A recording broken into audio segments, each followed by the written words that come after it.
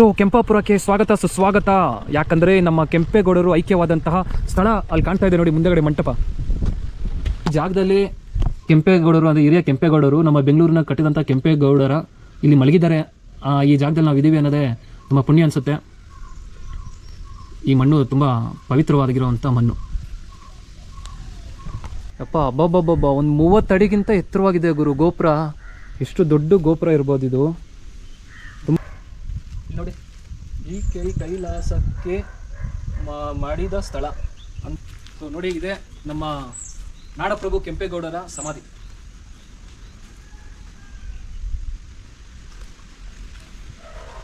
ನಾವು ಬೆಂಗಳೂರಲ್ಲಿ ಹುಟ್ಟಿ ಬೆಂಗಳೂರಲ್ಲಿ ಬೆಳೆದಿರೋರು, ಪ್ರತಿಯೊಬ್ಬ ಬೆಂಗಳೂರಿಗರಿಗೂ ಒಂದು ಕೆಚ್ಚದೆಯ ಕನ್ನಡಿಗರಿಗೂ ಇದು ಗೊತ್ತಿರಲೇಬೇಕಾದಂತಹ ವಿಷಯ. ಇದು ಆ್ಯಕ್ಚುಲಿ ನಾನು ಮಾಡಿರೋ ಲಾಗ್ಗಳಲ್ಲಿ ಇದೊಂದು ನನ್ನ ಫೇವ್ರೆಟ್ ಲಾಗ್ ಅಂತಲೇ ನಾನು ಹೇಳಕ್ಕೆ ಇಷ್ಟಪಡ್ತೀನಿ. ಕಂದೇ ಬಿಟ್ಟಿದ್ದೀವಿ, ಇನ್ನೆಲ್ಲೂ ಯಾರು ದೂರ ಹೋಗಂಗಿಲ್ಲ. ಒಳ್ಳೆ ಸೊ ನೋಡ್ತಿದ್ರಲ್ಲ, ಕೆಂಪೇಗೌಡರು ಐಕ್ಯವಾದಂತಹ ಪುಣ್ಯ ಸ್ಥಳ ಕೆಂಪಾಪುರ. ಸೊ ನಮ್ಮ ನಾಡಪ್ರಭು ಕೆಂಪೇಗೌಡರು ಐಕ್ಯವಾದಂಥ ಪುಣ್ಯ ಸ್ಥಳಕ್ಕೆ ನಾವು ಇವತ್ತು ಬಂದಿದ್ದೀವಿ. ತುಂಬ ತುಂಬ ತುಂಬ ಖುಷಿ ಆಗ್ತಿದೆ ನನಗಂತೂ. ಹೆಂಗೆ ಮಾತಾಡಬೇಕು ಅಂತ ಅರ್ಥನೇ ಆಗ್ತಿಲ್ಲ, ಅಷ್ಟೊಂದು ವೈಬ್ರೇಷನ್ ಆಗ್ತಿದೆ. ಯಾಕಂದರೆ ಎಷ್ಟೋ ವರ್ಷ ಆದಮೇಲೆ ನಮಗೆ ಇಂಥ ರಾಜ್ಯರದ್ದು ಇಂಥ ಸ್ಥಳದಲ್ಲಿ ಒಂದು ಸಮಾಧಿ ಇದೆ ಅಂತ ಗೊತ್ತಾಗಿದೆ ಇವತ್ತು. ಸೊ ತುಂಬ ಖುಷಿ ಆಗ್ತಿದೆ. ಹಾಯ್ ಹಲೋ ನಮಸ್ಕಾರ, ನಾನು ನಿಮ್ಮ ಶಶಿಕುಮಾರ್. ಜೈ ಮಾರನಕಟ್ಟೆಯ ಬ್ರಹ್ಮಲಿಂಗೇಶ್ವರ ಸ್ವಾಮಿ. ಸೊ ನಾವು ಬೆಂಗಳೂರಲ್ಲಿ ಹುಟ್ಟಿರೋದು ಪುಣ್ಯ ಅಂತ ಅಂತೀವಿ. ಸೊ ಬೆಂಗಳೂರನ್ನ ಕಟ್ಟಿದಂತಹ ನಮ್ಮ ರಾಜರಾದಂತಹ ಕೆಂಪೇಗೌಡರು, ಸೊ ಅವರ ಸಮಾಧಿ ಎಲ್ಲಿದೆ ಅಂತ ನಿಮ್ಗೆ ಯಾರಿಗಾದ್ರೂ ಗೊತ್ತಿದೆಯಾ? ಸೊ ಇವತ್ತು ನಾನು ಅವ್ರ ಸಮಾಧಿ ನೋಡಬೇಕು ಅಂತ ಬೆಂಗಳೂರಿಂದ ಬಂದಿದ್ದೀನಿ. ಹತ್ತತ್ರ ಒಂದು 56 ಕಿಲೋಮೀಟ್ರ್ ದೂರ ಬೆಂಗಳೂರಿಂದ. ಸೊ ಇದು ಕೆಂಪಾಪುರ ಅನ್ನೋ ಒಂದು ಹಳ್ಳಿಲಿದೆ ಊರ ಹೆಸರು, ಕೆಂಪಾಪುರ ಅನ್ನೋ ಊರ ಹೆಸರು. ಸೊ ಇಲ್ಲಿ ಕೆಂಪೇಗೌಡರು ಮುಂದೆ ಒಂದು ಪ್ಲೇಸಲ್ಲಿ ಯುದ್ಧ ಮಾಡಿ ಐಕ್ಯ ಆದಂಥ ಸ್ಥಳ, ಅಂದರೆ ಅವರು ಇಲ್ಲಿ ಸಮಾಧಿ ಮಾಡಿರುವಂಥ ಜಾಗ.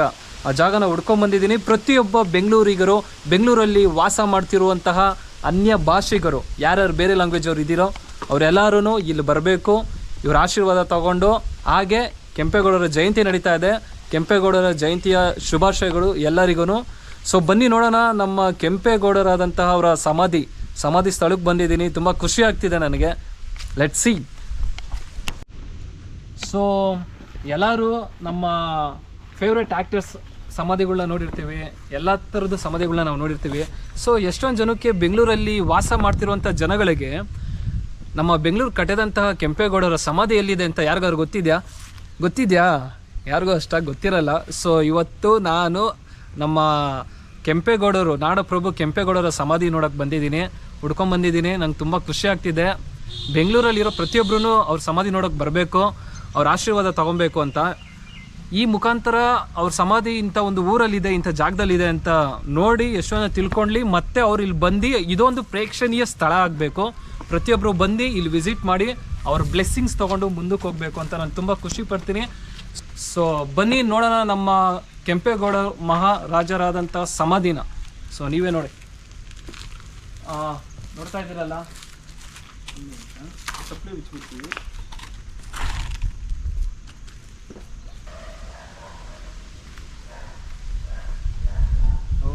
ಮೈ ಒಂಥರ ಜಿಮ್ ಅನಿಸುತ್ತೆ, ವೈಬ್ರೇಟ್ ಆಗುತ್ತೆ ಈ ಪ್ಲೇಸಲ್ಲಿ ಬಂದಿರೋದು. ಇನ್ನೊಂದು ವಿಷಯ ಏನಪ್ಪ ಅಂದರೆ, ಕೆಂಪೇಗೌಡರ ಜಯಂತಿ ನಡೀತಾ ಇದೆ.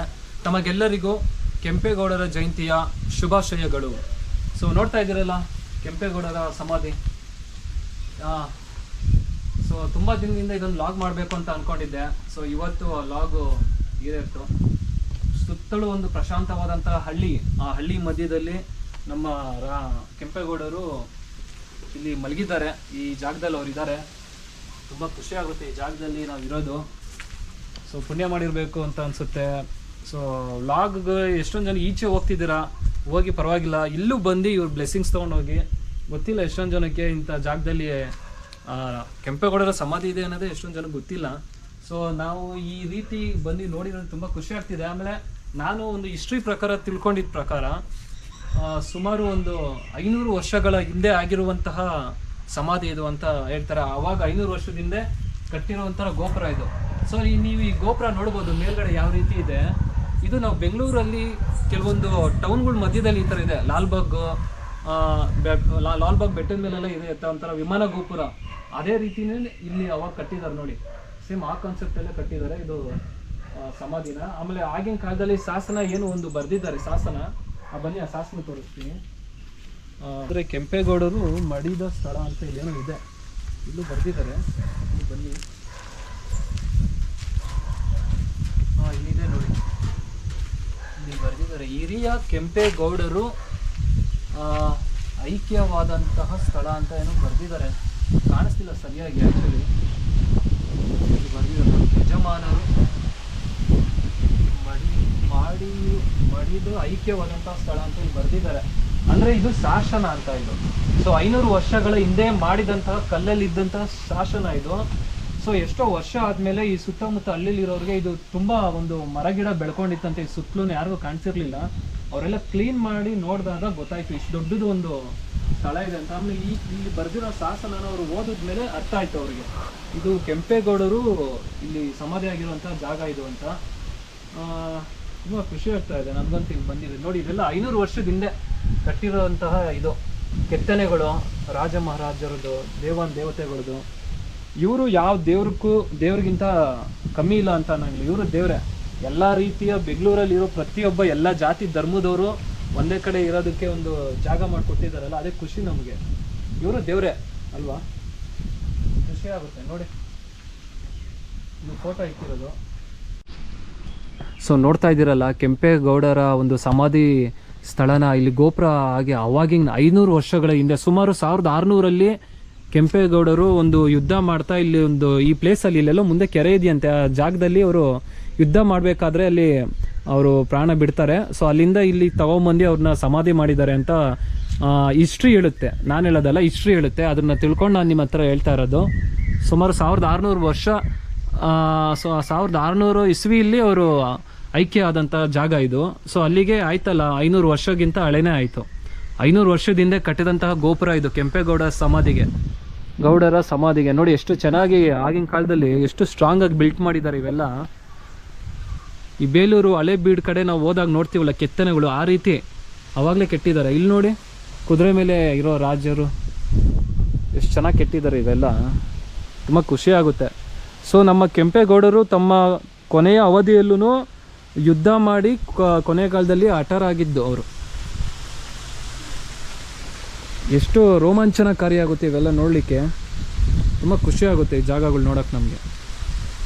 ನೋಡಿ ಕೆತ್ತನೆಗಳು ಎಷ್ಟು ಚೆನ್ನಾಗಿದೆ.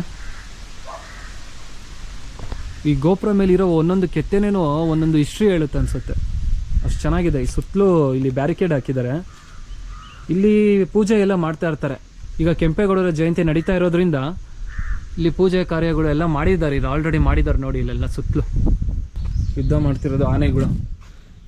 ಎಷ್ಟು ಚೆನ್ನಾಗಿದೆ, ಸೂಪರ್ ಆಗಿದೆ. ಇಲ್ಲೆಲ್ಲ ಪೂಜೆ ಮಾಡ್ತಾರೆ. ಇಲ್ಲಿ ಪ್ರತಿದಿನ ಇಲ್ಲಿ ಪೂಜೆ ಮಾಡ್ತಾರೆ, ಇದು ಮಾಡ್ತಾರೆ. ಇಲ್ಲೆಲ್ಲ ಎಲ್ಲರೂ ಬಂದು ಕೈ ಮುಗಿತಾರೆ. ಸೊ ಒಂಥರ ರೋಮಾಂಚನಕಾರಿ ಅನಿಸುತ್ತೆ. ಆಗಿನ ಕಾಲದಲ್ಲಿ ಎಷ್ಟು ದೊಡ್ಡದಾಗಿ ಗೋಪುರ ಕಟ್ಟಿದಾರಲ್ಲ, ಅದನ್ನು ಈ ಸ್ವಲ್ಪ ಈಗಿನ ಸರ್ಕಾರ ಇದನ್ನ ಕ್ಲೀನಾಗಿ ಮೇಂಟೆನೆನ್ಸ್ ಮಾಡ್ಕೊಂಡು ಹೋಗಬೇಕು. ಇದನ್ನೊಂದು ಪ್ರವಾಸಿ ಸ್ಥಳನಾಗೆ ಮಾಡ್ಬೋದು.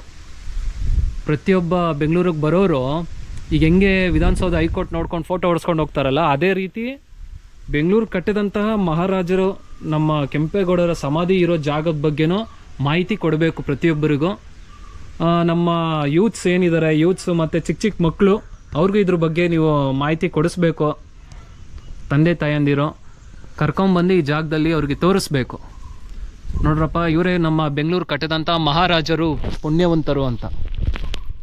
ನಾಡಪ್ರಭು ಕೆಂಪೇಗೌಡರ ಸಮಾಧಿ ಬಳಿ ಇವತ್ತು ಬಂದು ನೋಡಿ ಎಲ್ಲ ನೋಡಿದೆ. ತುಂಬ ಖುಷಿ ಆಯಿತು ಅವ್ರ ಸಮಾಧಿ ನೋಡಿ.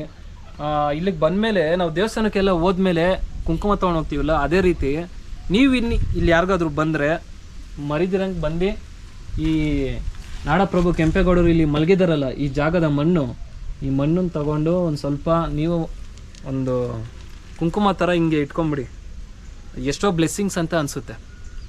ಮನೆಗೆ ತೊಗೊಂಡೋಗಿ ಬೇಕಾದ್ರೆ ದೇವ್ರ ಮನೇಲಿ ಇಕ್ಕಿ ಪೂಜೆ ಆದರೂ ಮಾಡಿ. ಇವರು ದೇವ್ರೆ ಅಲ್ವಾ. ಇಷ್ಟು ದೊಡ್ಡ ಬೆಂಗಳೂರು ಸಿಟಿ ನಮಗೆ ಸಿಕ್ಕಿದೆ.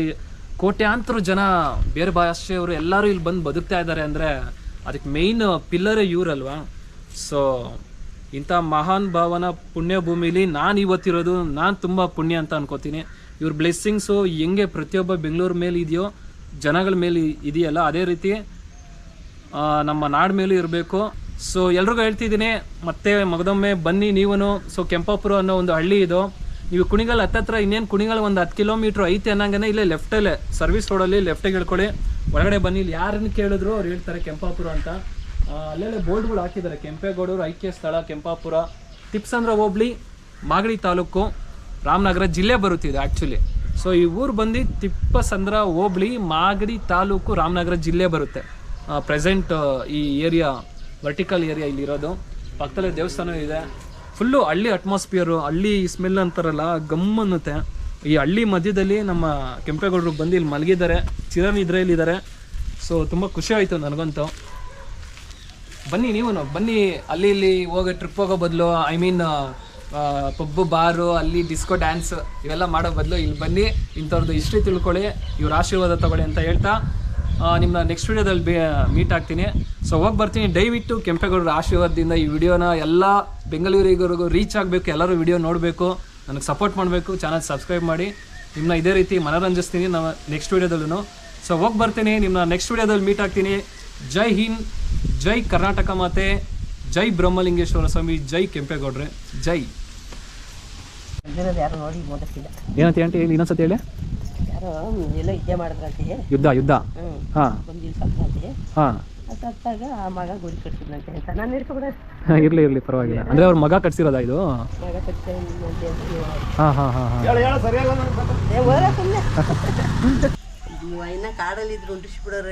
ಹಾಂ ಹಾಂ ಹಾಂ ಹಾಂ ಅದು ನಿಜನೇ. ಕಾಡಲ್ಲಿ ಇದ್ದಿದ್ರೆ ಗೊತ್ತಾಗ್ತಿರ್ಲಿಲ್ವಲ್ಲ. ಹಾಂ ಪೊಲೀಸ್ನವರು ಕಾದ್ರು ವರ್ಷದಿನ. ಹೌದಾ? ಒಂದು 6-7 ತಿಂಗಳು ಕಾಯಿದ್ರು. ಹಾಂ ಆಮೇಲೆ ಅತ್ಲ ಬಿಟ್ಟು. ಓ ಹೌದಾ? ಸೊ ಅದಕ್ಕೆ ಬ್ಯಾರಿಕೇಡ್ಗಳು ಹಾಕಿದ್ದಾರೆ ಇಲ್ಲಿ ಎಲ್ಲ ಸುತ್ತಲೂ, ಬ್ಯಾರಿಕೇಡ್ ಹಾಕಿದ್ದಾರೆ ಸಮಾಧಿ ಸುತ್ತಲೂ. ಹಾಂ ಹಾಂ ತಾಂಡೋಯ್ತಾರೆ. ಹಾಂ ಹಾಂ ಹಾಂ ಹಾಂ ತರ್ತಾರೆ ಅಷ್ಟ. ಓ ಅದೇ ಪೂಜೆ ಗೀಜೆ ಮಾಡಬೇಕಾದ್ರೆ ಎಲ್ಲ ಹಾಕ್ತಾರೇನೋ. ಬಸವರಾಜ ಬೊಮ್ಮಾಯಿ ಬಂದಿಸ ಓ ಇದೆಲ್ಲ ಹಾಕ್ಬಿಟ್ಟಿದ್ರು ಇದ್ದ. ಹೌದಾ? ಮುಖ್ಯಮಂತ್ರಿ ಆದಾಗ ಬಸವರಾಜ ಬೊಮ್ಮಾಯಿ ಅವರು. ಹ್ಞೂ ಹ್ಞೂ ಹ್ಞೂ ಪ್ರಶಾಂತವಾಗಿದೆ ನೋಡಿ ಜಾಗ, ಇಲ್ಲಿ ಒಂಥರ ಪ್ರಶಾಂತವಾಗಿದೆ. ಅಂದರೆ ಇವರು ಅಲ್ಲಿ ಮುಂದೆ ಎಲ್ಲೋ ಯುದ್ಧ ಮಾಡಿ ಇದಾದಾಗ ಇಲ್ಲಿ ತಗೊಂಬಂದು ಸಮಾಧಿ ಮಾಡಿದ್ರು ಅಂತ ಹೇಳ್ತಾರೆ. ಕುದುರೆ ಮೇಲೆ ಬಂದು ಇಲ್ಲೇ ಬಿಸಾಕ್ತಾರಂತೆ. ವಾ ಆವಾಗ ಇವರು ಇಲ್ಲೇ ಮಗ ಗುರಿ ಮಾಡ್ತಿದ್ರು. ಕುದುರೆ ಮೇಲೆ ಬಂದು ಇಲ್ಲಿ ಬಿದ್ದು ಇದಾಗಿದ್ದಂತ. ಓ ಹೋ ಹೋ ಓ ಅದ್ರ ಪರವಾಗಿ ಸಿಂಬಲ್ ಆಗಿ ಕಟ್ಟಿರೋದು ಕುದುರೆಗಳೆಲ್ಲ. ಅವಾಗಲೇ ಕೆಡ್ಸಿರೋದೇನೋ 500 ವರ್ಷದಿಂದ. ಅಂದರೆ ಕೆಂಪೇಗೌಡರ ಮಗ ಅವರು ಕಟ್ಸಿರೋದು ಇದು ನೋಡಿ, ಇದು ಸಮಾಧಿನ.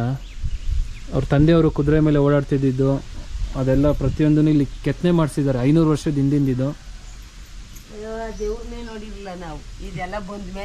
ಹಾಂ ಹಾಂ ಹಾಂ ಈ ಶಾಸನ ನೋಡಿ, ಇವೆಲ್ಲ ಶಾಸನ 500 ವರ್ಷಗಳ ಹಿಂದಿನ ಶಾಸನ. ಅವರು ಇಲ್ಲಿ ಅಟರ್ ಆಗಿದ್ದಾರೆ ಅಂತ ಹಳೆ ಕನ್ನಡದಲ್ಲಿ ಇಲ್ಲಿ ಬರೆದಿದ್ದಾರೆ. ಬೆಂಗಳೂರಲ್ಲೇ ಹುಟ್ಟಿದ್ರಿ, ಬೆಳೆದಿರೋದೆಲ್ಲ ನೀವು ಮಾಡಿ ಆಯಿತು.